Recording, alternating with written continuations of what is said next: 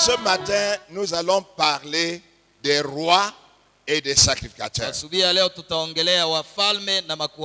Je vous ai dit que les matins, nous allons parler du croyant. Et les soirs, nous allons parler de l'église. Donc, nous allons tourner nos Bibles dans 1 Corinthiens chapitre 12. Tournez vos Bibles dans 1 Corinthiens chapitre 12. Et nous allons lire du verset 4 au verset 6. 1 Corinthiens chapitre 12. Vous y êtes?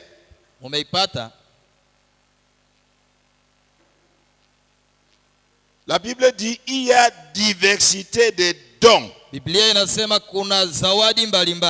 le même esprit.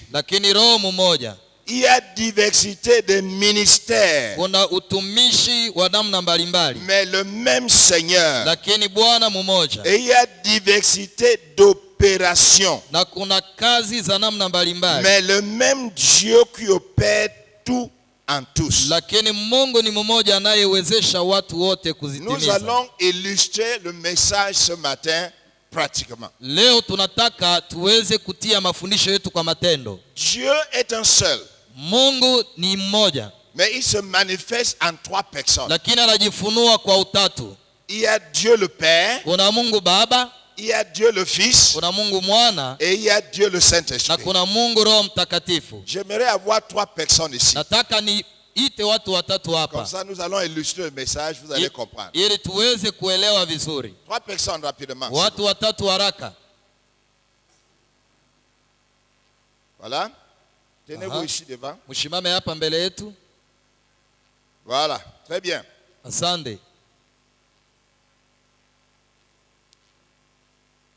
Voilà Dieu le Fils. Son nom c'est Jésus. J'espère que tu vas représenter Jésus. Voilà Dieu le Saint-Esprit. Et voilà Dieu le Père. Mais il est le même personne. Voilà. La Bible nous dit. Lisez encore le verset 4. Il y a diversité de dons, mais pas le même esprit. Et quand tu lis à partir du verset 7 jusqu'au verset 11, tu vas voir que le Saint-Esprit a donné 9 dons pour les enfants de Dieu. Donc, le Saint-Esprit, qu'est-ce qu'il donne? Le Saint-Esprit donne quoi? Il donne quoi? Les dons. Tout le monde dit dons. Oui, le Saint-Esprit donne des dons. Maintenant, on dit, et il y a une diversité de quoi? De ministères. Tout le monde dit ministère. Et les ministères sont donnés par le même Seigneur. Le Seigneur, c'est Jésus. Amen. Et il y a diversité d'opérations. Tout le monde dit opération. Donné par le même Dieu. Donc quand vous regardez dans ce passage, le Saint-Esprit donne quoi? Il donne quoi? Les dons. Le Seigneur Jésus donne quoi? Les ministères. Et Dieu le Père donne quoi? Les opérations. Est-ce que vous avez compris? Tout le monde dit les dons, les ministères et les opérations. Très bien. Très bien. Dans le verset 7 à 11, il y a 9 dons du Saint-Esprit. Ce n'est pas le sujet de ce matin. Mais le Seigneur Jésus, lakini Bwana Yesu, il donne quoi encore? Anapana nini? Il donne quoi? Anapana nini? Le ministère. Huduma. Lisez dans Ephésiens chapitre 4. Soma ndani ya Waefeso 4 à partir du verset 11. Kuanza aya yake ya 11. À partir du verset 11. Kuanza aya ya 11. Est-ce qu'on peut voir Ephésiens? Je tunaweza ona Waefeso hapa? Ok, voilà, c'est le Seigneur Jésus. Ule ni Bwana Yesu. La Bible dit il est descendu d'en haut. Biblia inasema ameshuka toka juu. Et il a apporté des ministères. Na ameleta huduma. Donc le Seigneur Jésus, Bwana Yesu, qu'est-ce qu'il donne? Anatoa nini? Les ministères. Huduma. Voilà les 5 ministères que Jésus donne. Zile ni huduma 5 ambazo Yesu anapana. Non. Oui. Voilà. Jésus donne 5 ministères. Tout le monde dit 5 ministères. Anapana huduma 5. Quels sont les 5 ministères? Ni huduma gani? Apôtre, mtume, prophète, nabii, docteur, mwalimu, pasteur, mchungaji et évangéliste. Na mwinjilisti. Est-ce que vous avez compris? Je mnanielewa? Jésus donne 5 ministères. Yesu anapana huduma 5. Jésus est qui? Yesu ni nani? Jésus est la tête de l'église. Yesu ndiye kichwa cha kanisa. Jésus est le créateur de l'église. Yesu ndiye kichwa cha kanisa. Donc Jésus donne les 5 dons à l'église. Yesu anapana hizi huduma 5 kwa kanisa. Est-ce que vous avez compris? Je mnanielewa? Jésus donne les 5 dons à qui? Yesu anapana huduma 5 à l'église, kwa kanisa, à sa femme, kwa mke wake, à son corps, kwa mwili wake, qui est l'église. Ambaye ni kanisa. Nous sommes ensemble. Tunaelewana? Vous avez compris jusque là? Tunaelewa mpaka hapo. Maintenant, Dieu le Père. Asa Mungu Baba. Dieu le Père donne aussi des opérations. Mungu Baba anafanya kazi. Et cela se trouve dans Romains chapitre 12. Na zile kazi ziko ndani ya Warumi 12. Romains chapitre 12. Warumi 12. À partir du verset 4. Kuanzia haya ya 4 jusqu'au verset 8. Hadi ya 8. Ouvrez votre Bible. Fungua Biblia yako. Qu'est-ce que Dieu le Père donne? Mungu Baba anatoa nini? La Bible nous dit. Biblia inatuambia. Très bien, il a affiché là. Car comme nous avons plusieurs membres dans un seul corps, kama vile tunavyokuwa na viungo mbalimbali kwa mwili mmoja, et que tous les membres n'ont pas la même fonction, na gisi viungo vyote havina kazi moja, ainsi nous qui sommes plusieurs, vivyo hivyo sisi tulio wengi, nous formons un seul corps en Christ, tunaunda mwili mmoja ndani ya Kristo, et nous sommes tous les membres les uns des autres, na sisi ni viungo mwingine kwa mwingine. Et voilà les dons, les opérations de Dieu le Père. Nasa ona kazi ambazo Baba anafanya. Puisque nous avons des dons différents selon la grâce qui nous a été accordée, que celui qui a le don de prophétie, tuna zawadi mbalimbali kulingana na neema tuliyopewa. Kuna zawadi ya unabii. Le Père, Mungu Baba, il donne 7 dons. Anapana zawadi 7. En réalité, 7 ne limite pas Dieu le Père. Elewa hizi 7 hazimwekee Mungu mipaka. Le numéro de la paix. Elewa hii 7 ni alama ya ukamilifu. Donc ça ne limite pas le don de Dieu le Père. Ina maana haitie mipaka kwa zawadi za Baba. Mais voilà les dons. Ona hizi zawadi. Le don de prophétie. Zawadi ya unabii. Et que celui qui a le don de prophétie exerce dans la prophétie. Na aliye na zawadi ya unabii atumike ndani ya unabii. Maintenant je vais d'abord quelque chose. Tawaambia kitu moja. Les dons zawadi ya Mungu Baba ne sont pas pour l'église. Sizo kwa kanisa. Les dons de Dieu le Père, zawadi za Mungu Baba, c'est pour le monde entier. Ni kwa ajili ya dunia nzima. C'est pour la société. Ni kwa ajili ya jamii. C'est pour le monde qu'il a créé. Est-ce que vous comprenez? Je mnaelewa? Est-ce que vous comprenez? Je mnaelewa? Le don de Jésus, c'est pour l'église. Zawadi za Kristo ni kwa kanisa. Mais le don de Dieu le Père, c'est pour le monde entier. Zawadi za Mungu ni kwa dunia nzima. Dans les dons de prophétie, zawadi ya unabii, ce n'est pas seulement pour l'église. Sio tu kwa kanisa. C'est pour le monde entier. Ni kwa dunia nzima. Quand tu regardes les prophètes de l'Ancien Testament, que ce soit Esaïe, Jérémie, Daniel, leur don n'était pas pour l'église. Leur don était pour la société. Pour la. Est-ce que vous me comprenez?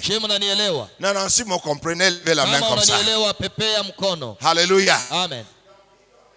Prophétie suivant le ministère. Ce ministère, ce n'est pas pour l'église. Il y a d'autres mots qu'on utilise, les services. C'est ceux qui servent la société. Comme ceux qui créent des entreprises. Comme des hôtels. Comme des restaurants, comme des écoles. Ceux qui sont en train d'accorder les services dans la société. Donc c'est ça qu'on appelle ministre.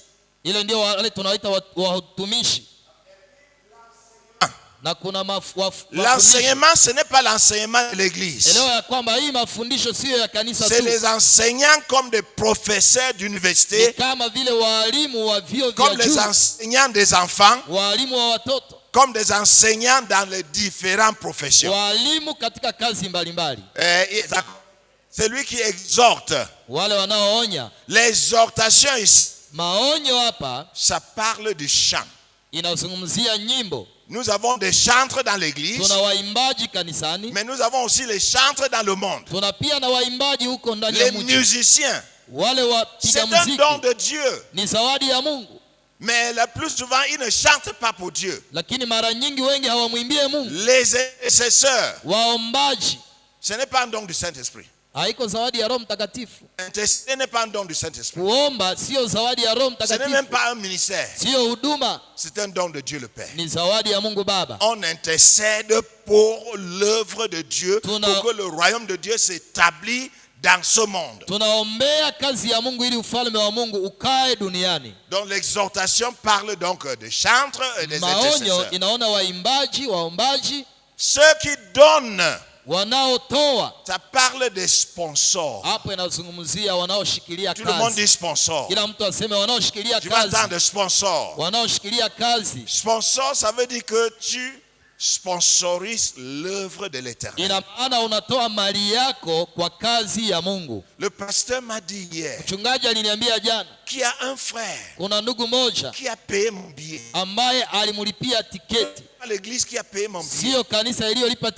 C'est un seul frère avec sa femme qui ont payé le billet. Voilà les sponsors. C'est un ministère que Dieu a donné. Et le Seigneur va les bénir davantage. Et comme je dis que le Seigneur le bénisse. Et devenir un sponsor, ce n'est pas parce que tu as. C'est un don de Dieu le Père. Tu vois les gens qui n'ont pas beaucoup, mais le peu qu'ils ont, ils donnent. Le peu qu'ils ont, ils donnent. C'est une don de Dieu le Père. Il y a encore quoi? La miséricorde. La miséricorde, c'est de l'aide. Les gens qui sont appelés à aider les autres dans la société. Ça veut dire que vous vous rappelez de Dorcas. Vous vous rappelez de Dorcas dans la Bible? Oui, Dorcas avait le ministère de l'aide.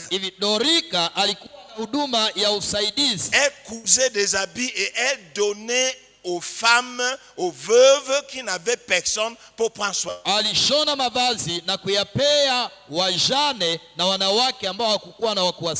que vous comprenez? Si vous comprenez, faites comme ça. Maintenant, j'aimerais avoir deux autres personnes. Deux autres personnes. Venez rapidement. Très bien. Bien. Tiens-toi ici. Voilà. Voilà. Donc, ça c'est toi et moi. Et Dieu le Père, asa Mungu Baba, il donne les dons. Anapana zawadi. Les dons pour la société. Anapana zawadi kwa ajili ya jamii. C'est de ça que mon frère est en train de parler. Ni ile ndio ndugu yangu amezungumzia. Le travail. Kazi. Rendre ministère dans la société. Unahudumia jamii. Amener le règne de Dieu dans notre société. Yani tunaleta utawala wa Mungu ndani ya jamii. Voilà yetu. les dons de Dieu. Ile ni zawadi za Dieu Mungu. le Père. Baba. Dieu le Père, Mungu Baba, il fait de nous des rois. Anatufanya kuwa wafalme. Alléluia. Amen. Les dons de Dieu le Père zawadi za Mungu Baba rendent que nous soyons des rois. Inatufanya tuwe wafalme. Parce que nos dons ne sont pas pour l'église. Maana hatuko pale tu juu ya kanisa. Les dons que Dieu le Père donne, c'est pour la société. Zawadi ambazo Mungu Baba anapana ni kwa Et ajili ya tous jamii. ceux qui sont appelés à rendre ministère dans la société Na wote wanaoitwa kufanya kazi ndani ya jamii ont le don des rois. wana zawadi za kifalme. Demain, je vais vous expliquer la multifacité des dons de roi. Kesho nitawaelezea sura mbalimbali ya zawadi ya kifalme. Et demain, on va commencer à prier pour les rois. Na kesho tutaombea wafalme. Mais ce matin, le Seigneur m'a instruit de prier pour ceux qui vont recevoir les dons du ministère. Leo Mungu ameniomba niwaombee wale wanaokuwa na huduma. Mais demain, on va détailler quelles sont les fonctions des rois. Lakini kesho tutachambua kazi ya wafalme. Mais vous allez voir demain. Mtaelewa kesho. Il y a trois.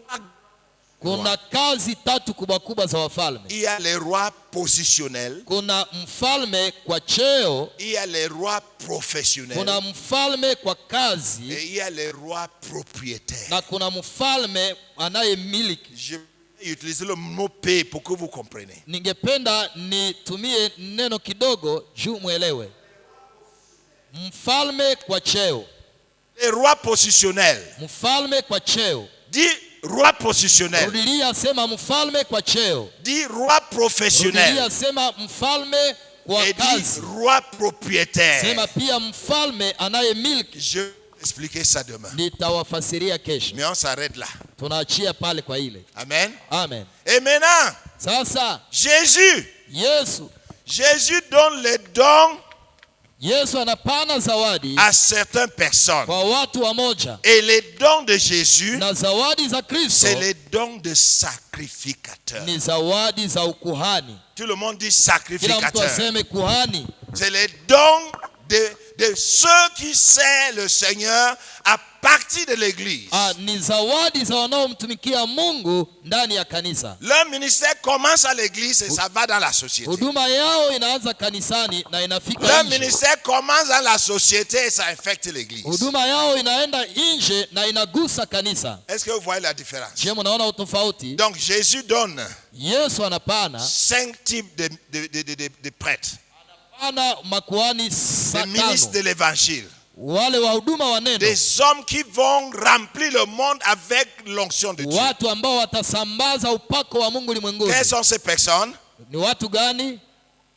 Les apôtres, Mutume, tout le monde dit apôtres. Mutume. Les prophètes, tout le monde dit prophètes. Les enseignants de la parole de Dieu, tout le monde dit enseignants. Les pasteurs, tout le monde dit pasteurs. Et les évangélistes. Voilà ce que Jésus donne à l'église. Maintenant, quel est le rôle du Saint-Esprit? Vous voyez que le Saint-Esprit n'a mis ses mains sur personne. Donc, quel est donc le rôle du Saint-Esprit? Regardez bien. Le Saint-Esprit met sa main ici. Anaweka mkono wake hapa. Et met sa main là. Anaweka mkono wake kule. Alléluia. Alléluia. Alléluia. Le Saint-Esprit fait le lien. Roho Mtakatifu anaunganisha. Ça veut dire quoi? Ina maana gani? Les dons du Saint-Esprit zawadi za Roho ne sont pas seulement pour les sacrificateurs. Sio tu kwa makuhani. Les dons du Saint-Esprit zawadi za Roho sont aussi pour les rois. Zinakuwa pia kwa wafalme. Amen. Amen. Amen. Amen. Je vous donne 2 exemples.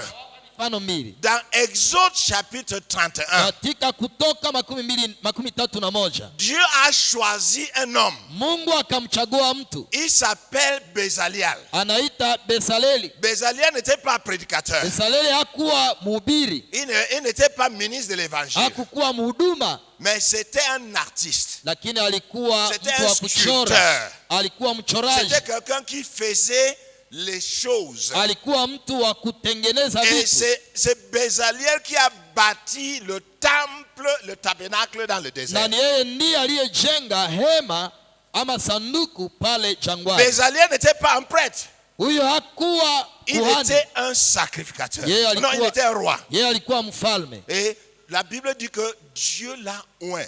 Biblia inasema Mungu alimunyunyizia mafuta. Le verset 1 et 2.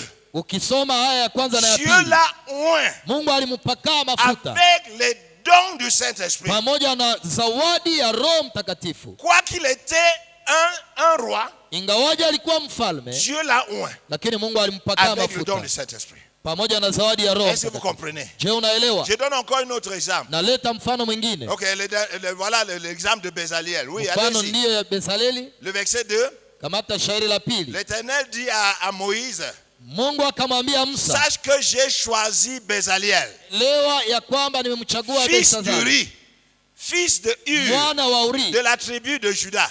Mtoto voilà wa ce que Dieu a fait. Je l'ai rempli. Nimemjaza. Oh, tout le monde peut lire ça. Lisons ensemble. Allons-y.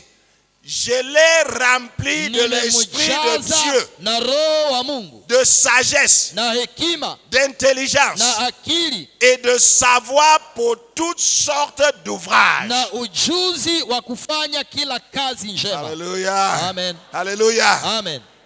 Tu as besoin de travailler dans le bureau. Unahitaji kutumika ofisini. Tu as besoin de tisser les habits. Unahitaji kushona mavazi. Tu as besoin de servir les hommes dans les restaurants. Unahitaji kutumikia watu kwenye chumba cha kukulia. Tu veux enseigner dans les universités. Unataka kufundisha kwenye vyuo vya Et le Seigneur dit, je t'ai rempli Asa Mungu anakuambia de l'esprit de Dieu, roho, de sagesse, d'intelligence akili, et de savoir pour toutes sortes d'ouvrages. Na ujuzi wa kufanya kazi vizuri. Afin que quand tu es en train de servir le Seigneur dans la société, ina maana unapomtumikia Mungu ndani ya jamii, tu ne le fais pas par ton pouvoir, hauifanye kwa uwezo wako, mais tu le fais par l'esprit. Unaifanya kwa nguvu za Roho Mtakatifu. Amen. Amen. Vous savez, unajua, ma première fille msichana wangu wa kwanza a accepté le Seigneur Jésus, alikubali Yesu Kristo à l'âge de 6 ans. Akiwa na miaka 6. Ce n'est pas moi, sio mimi, ni ma femme, sio mke wangu qui l'ont conduit au Seigneur. Waliomhubiri. C'est son enseignant de l'école maternelle. Lakini ni mwalimu wake wa hiyo masomo ya msingi. Elle a chanté avec eux en classe. Akabadilika huko masomoni. Elle a prêché l'évangile. Mwalimu akahubiri injili. Elle a dit, je veux prier pour celui qui veut donner son cœur à Jésus. Mwalimu akasema, ninataka kuomba na anayetaka kumpatia Yesu maisha. Et ma fille à l'âge de 6 ans a levé sa main. Na binti wangu kwa miaka 6 akainua mkono. Elle a donné son cœur à Jésus. Na akapatia roho yake Yesu Kristo. Elle est mère aujourd'hui, elle a 34 ans. Leo ni mama na ana miaka 34. Elle a 3 enfants. Na ana watoto 3. Elle s'est mariée vierge. Alifanya harusi akiwa bikira. À partir de l'âge de 6 ans. Kutokea miaka 6. C'est un roi ni mfalme qui a fait de ma fille aliyehubiri binti wake. Est-ce que tu me comprends? Est-ce que mnanielewa? Donc étant roi, yeye kama mfalme, servant Dieu dans la société, anatumikia Mungu ndani ya jamii, avec l'onction de l'esprit de Dieu, pamoja na upako wa Roho Mtakatifu, tu feras de grandes choses. Utafanya mambo makubwa. Si tu es enseignant, kama wewe ni mwalimu, tu es hôtelier, unatumika kwenye hoteli, tu hoteli, sais déjà dans le restaurant, unatumika mahali pa kulia chakula. Je ne sais pas ce que tu fais. Ile unayofanya sijui. Est-ce que tu es rempli de l'esprit de Dieu? Lakini je, umejazwa roho? Est-ce que Dieu est en train de t'utiliser? Je, Mungu yuko nakutumia dans ton école, mu masomo yako, dans ta lycée, mahali unapofundisha, et partout où tu sais le Seigneur. Na mahali unapotumika. Chaque matin tu dois prier. Kila asubuhi unapasha omba. Seigneur, pendant que je sors, Baba, ninapoondoka, utilise-moi. Unitumie. Tous ceux que je vais rencontrer. Wote nitakaokutana nao. Ne serait-ce que mon comportement. Kupitia mwenendo wangu. Qui ne me voit pas. qui ne me voient pas, mais qui voient Jésus en moi. Amen. Amen. Amen. Amen. Vous savez, beaucoup de gens ont accepté Jésus après moi. Ils ont dit, Daniel, tu ne nous as pas parlé de Jésus. Mais quand on a vu la joie de Dieu en toi, quand on a vu ce que Jésus a fait en toi, on a dit non, on veut connaître ce Jésus qui change. Que tu sois un roi qui apporte un changement dans la vie des autres. Amen. Amen. Amen. Je donne un deuxième exemple. C'est le roi Saül. Dans 1 Samuel chapitre 10 verset 10.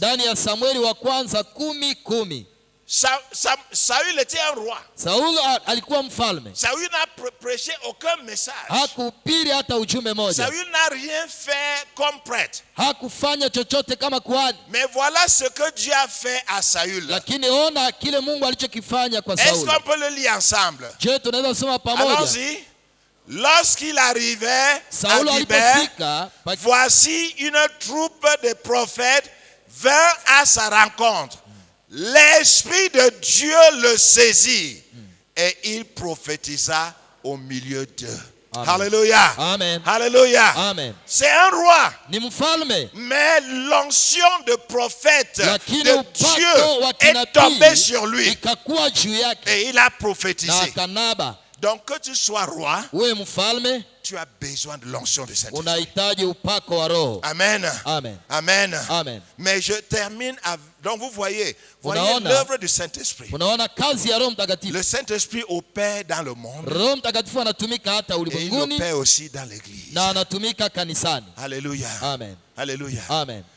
À partir de demain, jusqu'à vendredi, jusqu'à samedi, nous allons prier pour les rois. Mais ce matin, pendant que je préparais, je priais, le Seigneur m'a dit, il y a des gens dans la salle que je les ai appelés à devenir les sacrificateurs. Mon esprit est sur eux. Et ils ont senti mon appel pour être des apôtres, pour être des prophètes, pour être des pasteurs, pour être des enseignants de ma parole, pour être des évangélistes. Prie pour eux. Amen. Amen. Que le Seigneur vous bénisse et qu'il vous oint et que vous le représentez dans le monde. Applaudissons pour eux.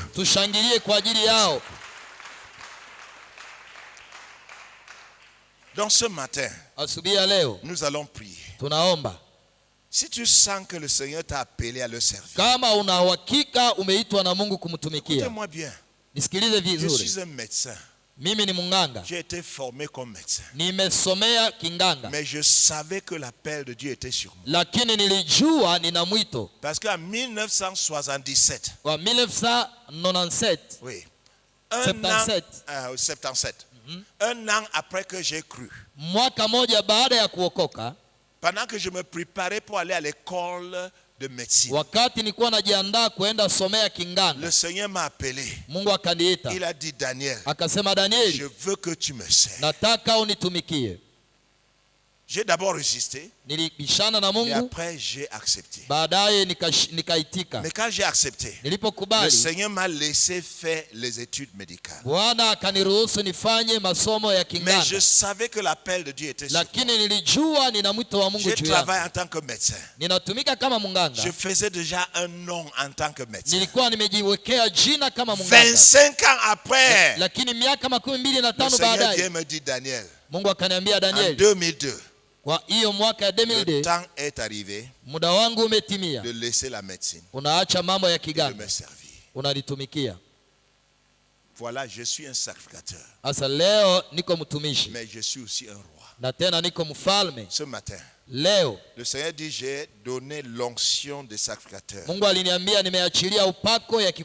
quelques personnes dans la salle.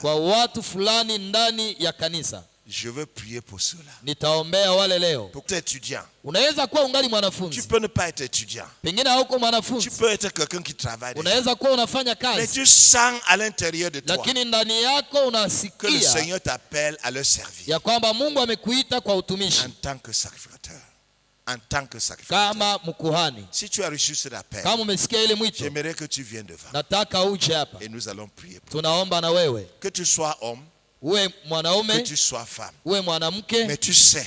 Unajua que le Seigneur t'a parlé. Ya kwamba Bwana ameongea na wewe. Mon fils, ma fille. Mwana wangu. Je veux que tu me sers. Nimekuita comme sacrificateur. Kama kuhani. Mon onction est sur toi. Upako wangu ni juu yako. Et je veux t'utiliser. Nitakutumia. À prêcher mon évangile. Kuhubiri injili yangu. Pas seulement ici à Butembo. Sio hapa Butembo tu. Mais dans le Congo. Ndani ya Congo. En Afrique. Ndani ya Afrika. Et au-delà de l'Afrique. Na nje ya Afrika. Je suis l'Éternel. Mimi ni wa milele. Je t'ai appelé. Nimekuita. Et je veux t'utiliser. Na nitakutumia. Parmi vous. Miongoni mwenu. Il y a des apôtres. Kuna mitume. Parmi vous. Miongoni mwenu. Il y a des prophètes. Kuna manabii. Parmi vous. Miongoni mwenu. Il y a des enseignants de la parole comme moi. Kuna walimu wa neno. Parmi vous. Miongoni mwenu. Il y a des pasteurs. Kuna wachungaji. Et il y a des évangélistes. Na kuna wainjilisti. Que tu reçois ce que le Seigneur a pour toi. Pokea ile ambayo Bwana amekuandalia. Mais ce matin. Asubuhi ya leo. Le Seigneur est en train de te consacrer. Mungu iko anakuweka wapi. Le Seigneur est en train de dire, je confirme mon appel sur toi. Anasema ninahakikisha mwito tu vas me servir. L'onction de l'Esprit sera sur toi. Je veux t'envoyer. Il faut que tu sois soumise et obéissant à ma voix. J'aimerais que tu lèves tes deux mains comme le signe d'abandon. Pour dire, Seigneur, me voici. Comme le prophète Esaïe a dit, Seigneur, me voici, envoie-moi. Lève tes mains et prie avec moi. Seigneur Jésus, je te remercie parce que tu as mis ta main sur moi. Je sens dans mon intérieur que tu m'appelles à te servir. Et ce matin, je réponds à ton appel. Je dis, Seigneur Jésus, me voici. Envoie-moi. Utilise-moi. Que je sois un serviteur fidèle. Et je prie en ce moment que l'onction du Saint-Esprit tombe sur moi. Et que tu me prépares pour le ministère pour lequel tu m'as appelé. Je reçois par la foi l'onction du Saint-Esprit. Je reçois par la foi ton appel. Et merci Seigneur, parce que je suis prêt à te servir. Merci Seigneur. C'est en ton nom que j'ai prié. Amen. Amen. Amen. Amen. Samedi matin, après la réunion de samedi matin, j'aimerais vous voir avec le pasteur de l'église pour vous dire comment commencer à préparer pour l'appel pour lequel le Seigneur vous appelle. Que le Seigneur vous bénisse, qui vous protège, qui vous préserve, afin que vous servez l'Éternel au-delà de ce que vous pouvez imaginer. Reçois cet appel, reçois l'onction et reçois la fidélité au nom de Jésus. Amen. Que le Seigneur vous bénisse.